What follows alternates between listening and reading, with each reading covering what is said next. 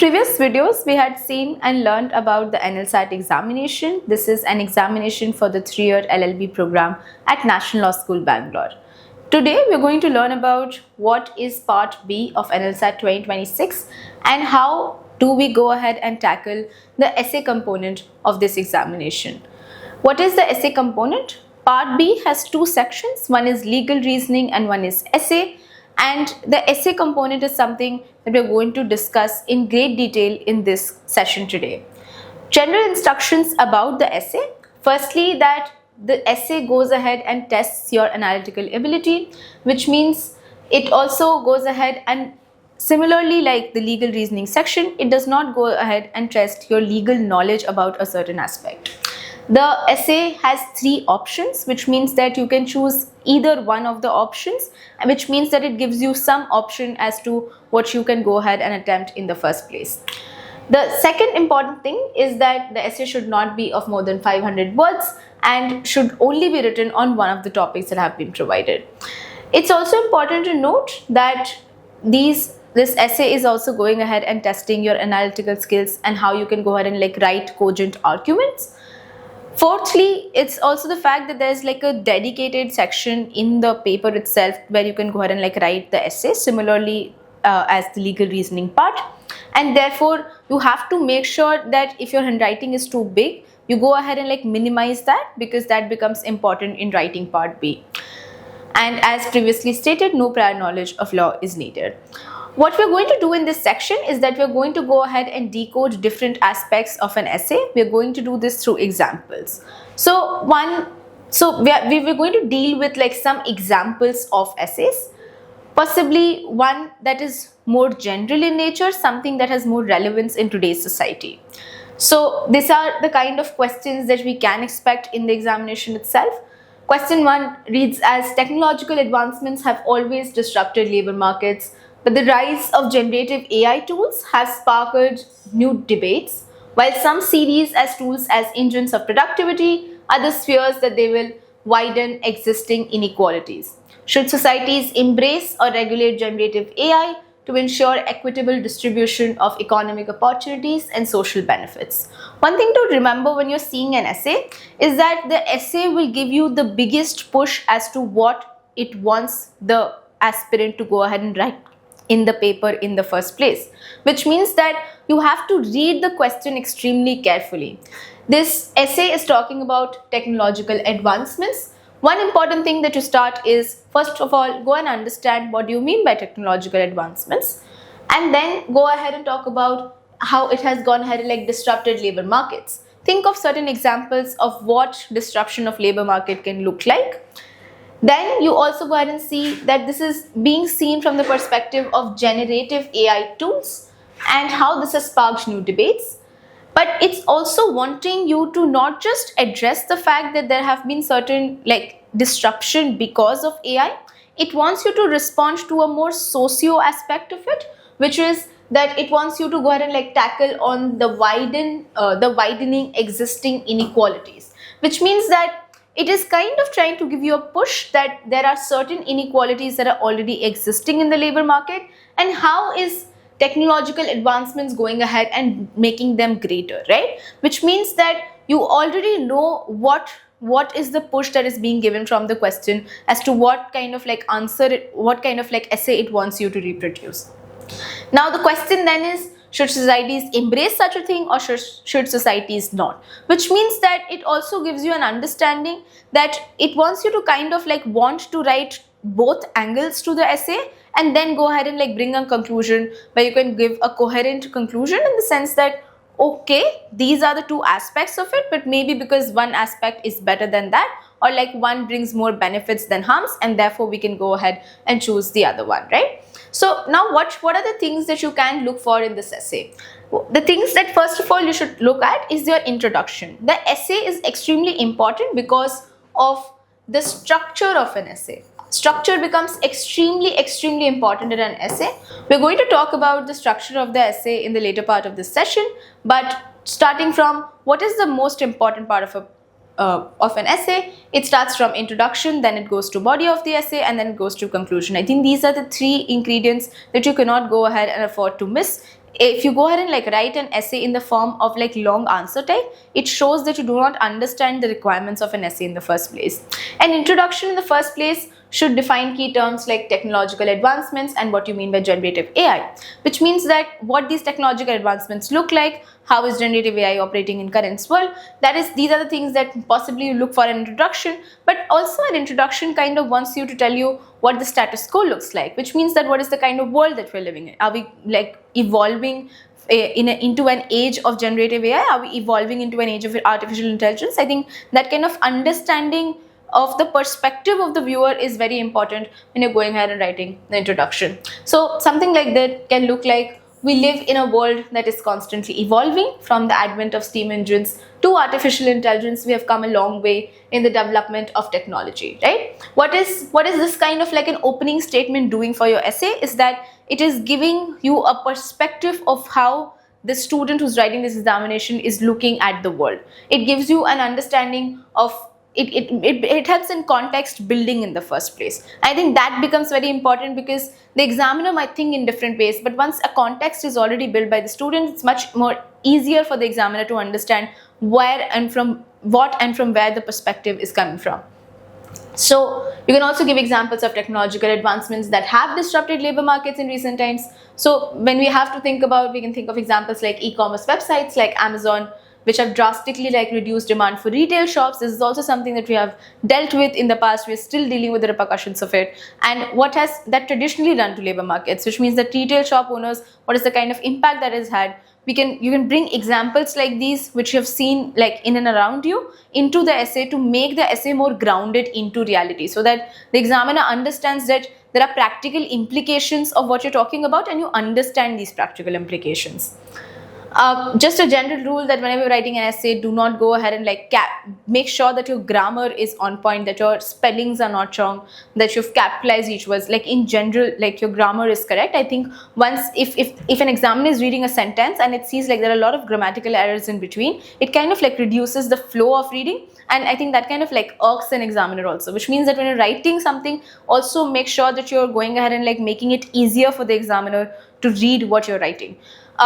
I think just on that also, make sure that your handwriting is good. I think this is like all across for part B for both legal reasoning and essay. It's more encompassing in the sense that you go ahead and like write in a way that is making it easier for the examiner to understand what you're writing, right? So if your handwriting is really not that great in the first place, go ahead and like try and improve that also. But more on the substantive aspect of the essay, what more can you go ahead and like talk about it? Because the essay is also wanting you to like address inequalities that is that generative AI has gone ahead and like brought about. So when you talk about it, you can start with the fact that AI has boosted demand for high skilled workers, right? Which means that a lot of what it's going to do is that it's kind of like going to prioritize people who've already been privileged in the society. It's going to prioritize people who've gotten higher education, who have the nose and means to go ahead and like learn how AI works in the first place. So that is why many middle level jobs that have been automated and forcing displaced workers to resort to lower paying jobs, this increases the gap between the haves and the have-nots.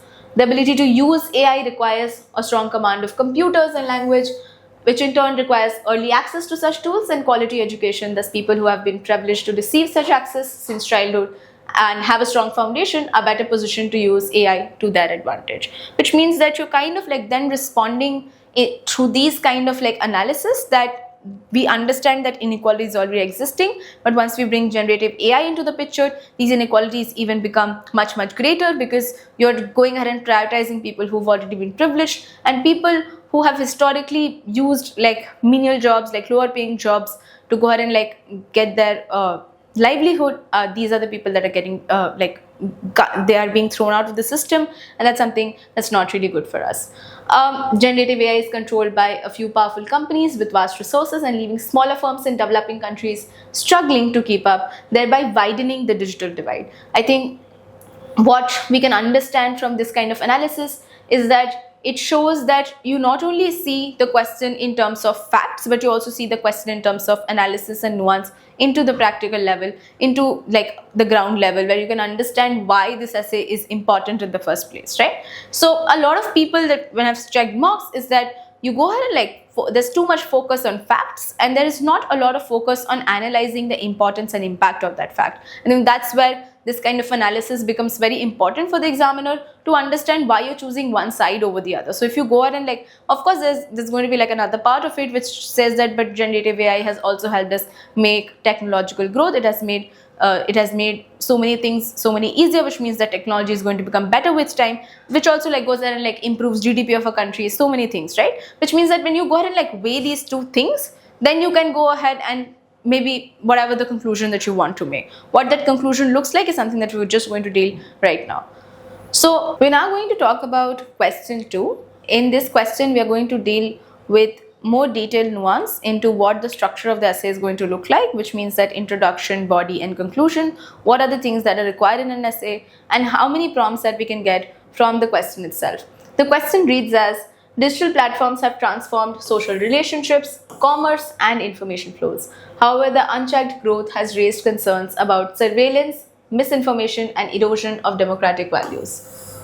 Should democratic societies impose stronger controls on digital platforms to protect the public sphere, or does that risk undermining free expression and innovation? Now, when you see the question itself, you have to understand that the prompts are already there in the question. Digital platforms have transformed social relationships, commerce and information flows, which means that it is giving you an understanding of what aspects of the society it wants you to respond to. It does not want you to respond to everything, it wants you to respond to the things that are mentioned in the question. However, the unchecked growth has raised concerns about surveillance, misinformation and erosion of democratic values, which means that you also have to respond to these three things when you're talking about the problems that have come about it, which means that dealing with things that are outside of it should only happen once you have dealt with the prompts that are solely mentioned in the question. And then it obviously asks you which side would you rather prefer, should there be greater controls or not. So what is expected in the introduction to this essay? The introduction would obviously want you to go ahead and talk about what digital platforms look like and how they've gone ahead and transformed social relationships. You can go ahead and talk about Instagram, you can go ahead and talk about other social media platforms, and to what extent do they transform social relationships, which means my ability to go ahead and form relationships with people my age, or does that hamper it in the first place?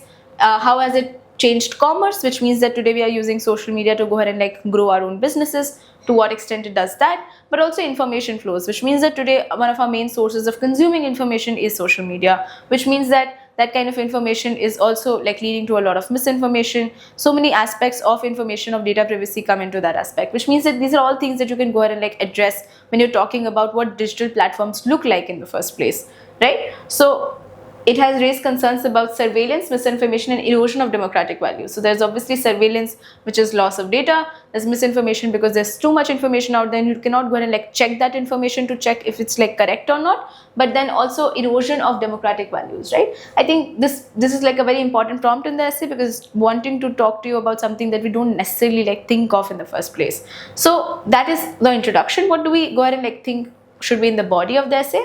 The body of the essay should talk about how digital platforms have transformed social relationships, but also how they promote free speech, expression and equal access to democratic values.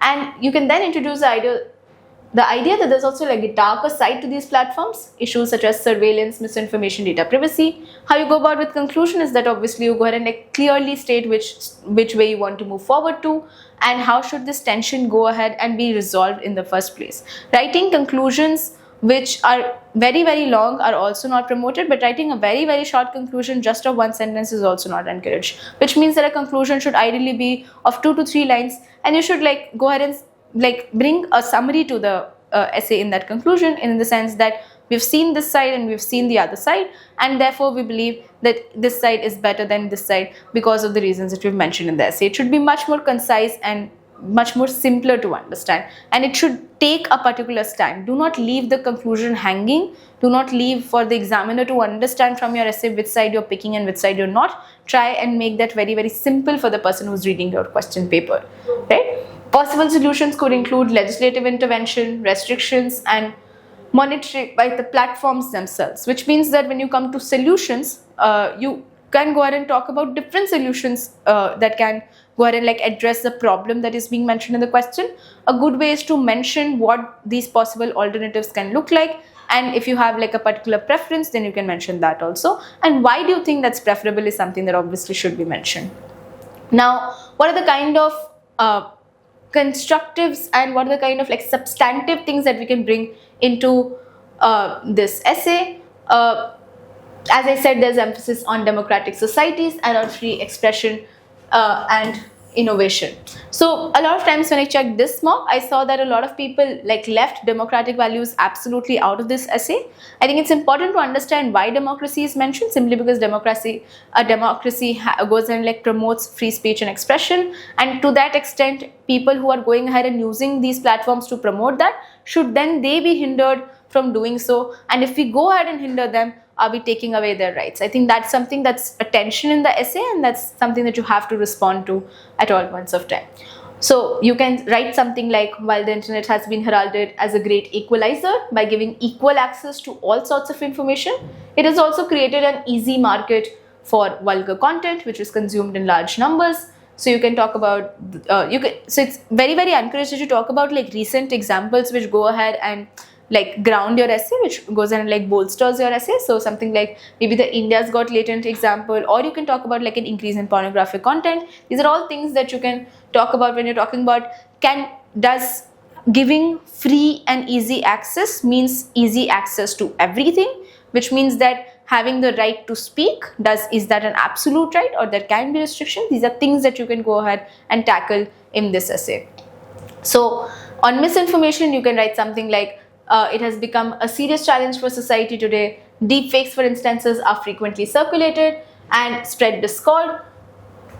This was one of the factors that aggravated the violence during the Delhi riots. So going ahead and making an analysis and then supporting it with an example makes the argument much more convincing. And that is why I think, but using examples just in and of themselves do not have that impact. That is why a good way to always make an argument in an essay is to always start with a framing and then give an analysis and then give an example, and that makes the argument complete.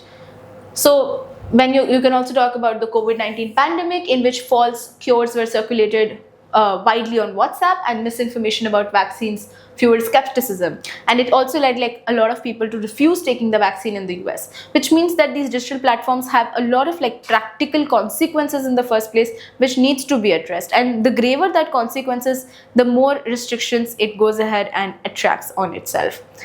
Now you can raise the idea that free speech and expression should not be absolute. You can try anchoring this point in the key terms from the question, which is democratic values. You can begin by showing that digital platforms advance democratic values such as free speech, expression, and equal access.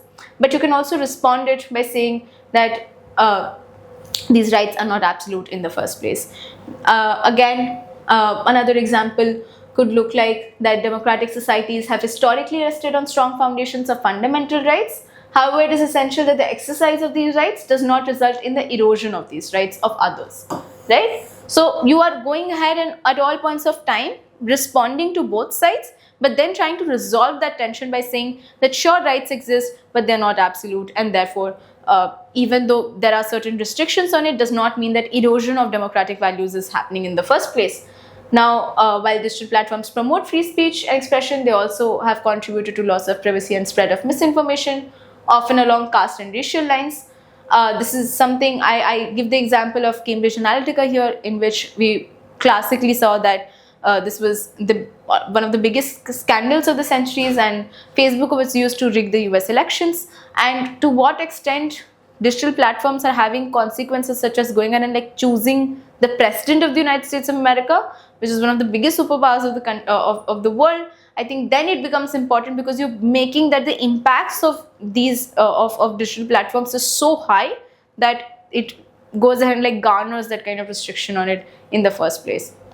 Again, as mentioned earlier, the conclusion then should then go ahead and like tie all your arguments together, and it should give a clear solution. Should government bring more policies to bring these restrictions, or should like these platforms in and of themselves should go ahead and regulate these content so as to make sure that they are not being used for any untoward purposes? These are all things that you can write in your conclusion. Similarly, different kinds of essays will have different kinds of like expectations from you. If it's an essay on cultural diversity, I'm not going to read it. You can just like pause the video and go ahead and like read the question. But the idea is on the tension in the essay is always prevalent. You can go ahead and like spot it very easily. The issue is on cultural diversity, and whether the idea is that can cultures of people go ahead and when they intersect with human rights of people, how do we then go ahead and resolve it? Try to think of like examples that you've seen in real life where where that has like kind of become an issue. So an example could be the Sabrimala case. People believe that women should not enter the temple because that is their culture, that is how they've grown up. But then there is also the idea that there is a right to equality in the constitution, which means that women cannot be denied access to public spaces. So how do you go ahead and tackle cultures of people to basic human rights of people? I think this is what the essay is about, and that is why you should then go ahead and try and go ahead and like tackle that in the first place. Now for that, a good introduction could look like you can talk about what is the role of culture that is played in the lives of people. So something like in today's fast-paced life, where individuals often feel alienated, culture acts as a strong anchor, providing meaning, identity, and a sense of community belonging. It contributes not only to personal fulfillment, but also to community building. Right? What is doing this as an introduction to the essay is that it is again showing the perspective of the viewer. How does the viewer view this world? And it is then showing you the importance of culture, which means that when in this essay you go ahead and see why culture is so important to people, you understand why is this student writing the way that he's writing. The examiner is able to understand that. So it enables us to understand our ancestral continuity and reflects the values we hold very dearly in our lives, which means that culture becomes a very effectual category in the lives of people, which means that it affects us deeply because it is tied to things that are very close to us, which means our family, our religion, our community. These are things that are tied by culture and therefore in essence becomes very, very important for us. Now going ahead to like more towards the body of the essay, you should develop the main argument, which is how cultural practices within a human rights framework is going to work. What these cultural practices can look like. Obviously, these are all often deeply patriarchal and they're disproportionately affecting vulnerable stakeholders, which means that whenever we see like cultural traditions, they go ahead and like push back on minorities, right? So that is why it's important to understand that nuance in the first place and then respond to it. So when people sometimes they cannot let go of their practices, even though these cultural, because then you have to respond that even there may be so many people who understand that culture practices are regressive, but they're still not able to let go of it, right? And why is that happening in the first place? That's happening because my identity in the first place is being formed on the basis of the culture that I've lived through, right? Which means that then going ahead and negating that culture goes ahead and also like kind of like isolates me from my own identity, and that is why it is so much more difficult for me to accept that. I think once you bring that kind of understanding into the essay, it brings much more perspective into why people behave the way they behave, right?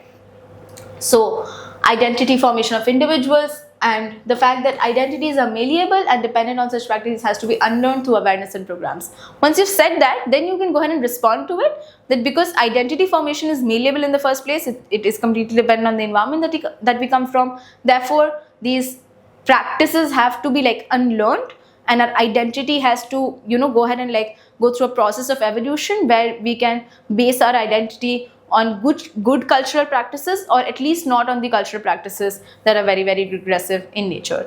So present day debates like Sabrimala temple, and you can talk about other debates also, like you can talk about something like female genital mutilation. These are all practices that people have had but are extremely, extremely regressive, and by bringing all these examples you can tie the essay to a good conclusion.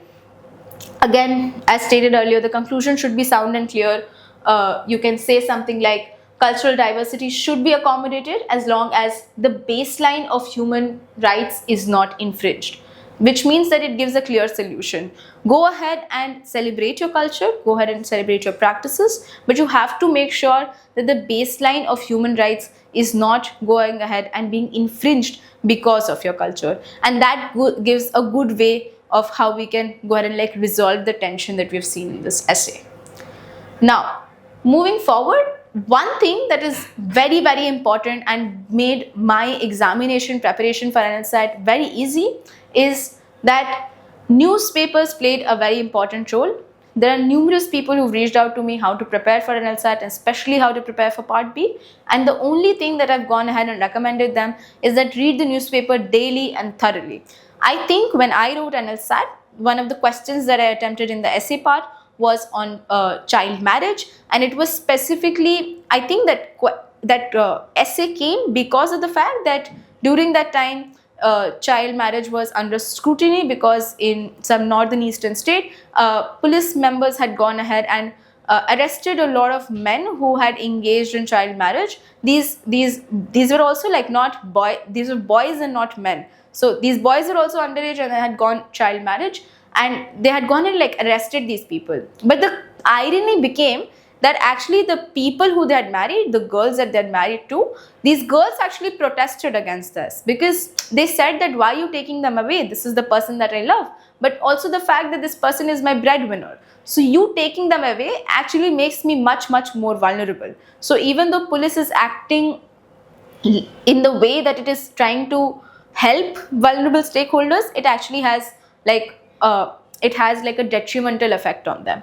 And that is why I had read that editorial in Hindu, and when that question came in the examination, I realized that they're kind of trying to see the analysis of what is child marriage and how does child marriage affect people differently, which means that it is never a black and white situation. It's never something like, okay, child marriage is wrong, so go ahead and arrest people who engage in it. There are so many more nuances that come into it, and these nuances only come when you go ahead and read editorials, and that is why you should definitely read editorials. One good example of this would be that if something like a stampede, so recently there was a tragic stampede at a political rally in Karur, Tamil Nadu, and it claimed dozens of lives, and it exposed deep administration and organization failures. And despite repeated incidents of this nature across India, lessons from the past seem to be forgotten each time. And therefore, the question is, do recurring stampedes in India reflect a failure of governance alone, or do they also expose the socio-economic conditions that normalize risk and inequality in public life? Now, if a question like this comes in your examination, you might not even know about this stampede, and you might think, what are the facts on the basis of which I write this essay? But the good thing is that you don't need facts in the first place. You only need some sort of analysis so that you can go ahead and write an essay like this. And it's not that essays like these cannot come in the examination, they can definitely be a part of the examination. So I'm just going to show you how a newspaper editorial is so important for like answering essays like these. So in October 16, 2025, this was one of the editorials in the Hindu. It showed death by devotion, hero worshipping, and its discontents, right? So it's also talking about the stampede that I just talked about, the Karur stampede. But what it does is that it does not tell me that, oh, because there was administrative failure, people who were organizing it did not organize it well, and that is why stampede happened. It goes beyond that. It tells me that there is a sort of, because the state's political history is entwined with cinema, with a lineage of actors and writers who have turned the fans' gaze into a voter bank and then into consolidated political power, and the lines between real and real life become very distorted. Now, what this is trying to tell you is that we are seeing this is happening in a state in which cinema is already at very glorified. Actors are very glorified. They're almost akin to God for these people, and therefore this is also like a cult, right? Which means that when these people come to political power, they hold so much influence and position that large number of people come to watch their rallies, and therefore there is a peril of blind devotion to individuals, and therefore it's kind of like akin to like demigod worshipping that's happening. And that is why it's also like contextualizing it in southern India, because it's happening, because this is a phenomenon that's seen exclusively in southern India. And that is why it also makes a distinction that in politics, bhakti or hero worshipping is a sure road to degradation and to eventual dictatorship. So it is seeing stampedes not through the angle of administrative failure, it is seeing stampedes from the angle of why humans behave the way they behave, or what are the more nuances into this question that in which this essay can be analyzed. Now, if you go ahead and see, it also talks about how sociologists point out that in unequal societies, leaders often become projections of people's own unrealized aspirations. And therefore, a farmer in Tamil Nadu who struggles with powerlessness may see in Vijay a redeemer who carries the promise of recognition. I think this is an exceptional piece of analysis, and this is the kind of analysis that actually examiners are looking for in the paper, because it's wanting you to understand that in unequal societies, leaders become projections of saviors, of people who can save other people. And therefore, why do we see such mass gatherings of people? Because people see a sort of catharsis in this leader's presence in the first place. They see them as their savior, as the person who can put them out of their misery. And that is why it becomes so much more in contrast with people who belong to a lower strata and people who belong to a higher strata. I think these are all editorials which will give you a lot more analysis. It will talk about hero worshipping, it will talk about accountability, it will talk about, but also like the maturity of separating admiration with adulation. These are the kind of exceptional piece of analysis that you can go ahead and find in newspapers. And therefore, my best advice to all NLSAT for people who are preparing for NLSAT is that please go ahead and read newspapers. Please go ahead and read the editorials of newspapers and see the kind of analysis that is hidden in these chapters. With that, we come to the end of this session. Hope to see you in the next session.